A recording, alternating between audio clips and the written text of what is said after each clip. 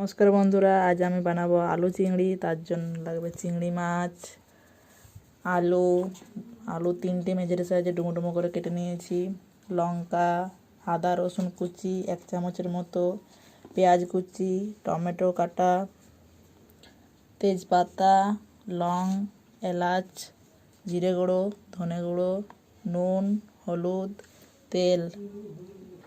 চিংড়ি মাছগুলো পরিষ্কার করে নুন হলুদ মেখে নিতে হবে। আমি মেখে নিয়েছি নুন হলুদ। কড়াইয়ে তেল দিয়ে আমি মাছগুলো ভেজে নেব।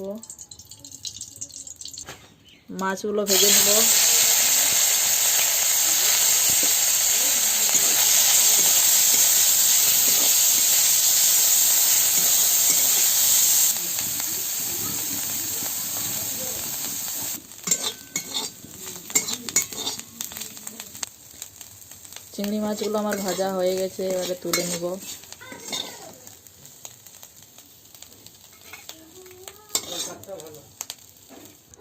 আবার কড়াইয়ে আমি তেল দিয়ে আলুগুলো ভেজে নেব।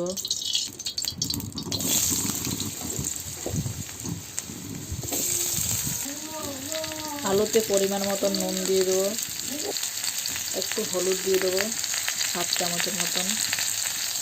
আলুগুলো ভেজে নেব ভালোভাবে।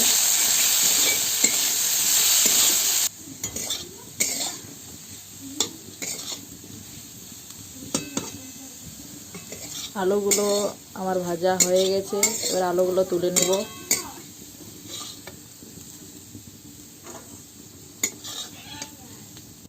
সব আলুগুলো আমার তোলা হয়ে গেছে। কড়াইয়ে আবার তেল দিয়ে নেব 2 চামচের মতো। তেল গরম হয়ে গেছে, এবার লং, এলাচ আর তেজপাতাটা দিয়ে নেব। এবার আমরা পেঁয়াজ বাটাটা দিয়ে দেবো,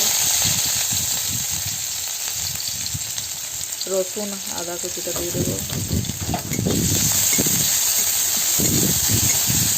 এগুলো একটু ভালোভাবে ভেজে নেব।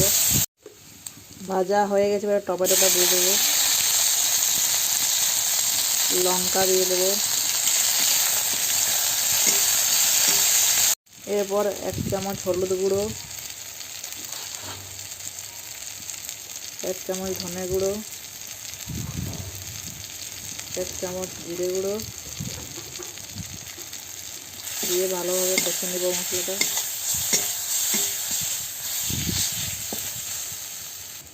মশলাটাতে একটু জল দিয়ে নেব।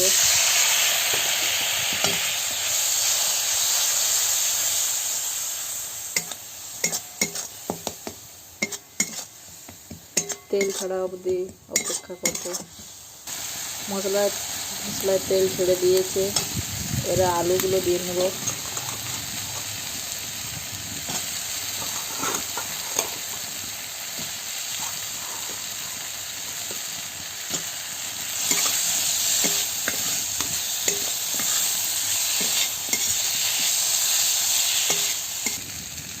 চিংড়ি মাছগুলো দিয়ে দেবো, ভালোভাবে কষে নেব। একটু কষা হয়ে গেছে, এবারে একটু জল দিয়ে দেবো বাটিটা ধুয়ে।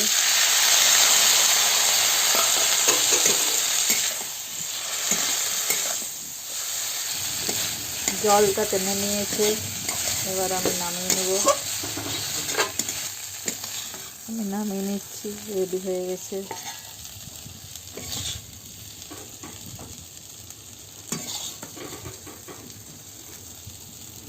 হয়ে গেছে। আলু চিংড়ি। এবার গরম গরম ভাত বা রুটির সাথে পরিবেশন করুন।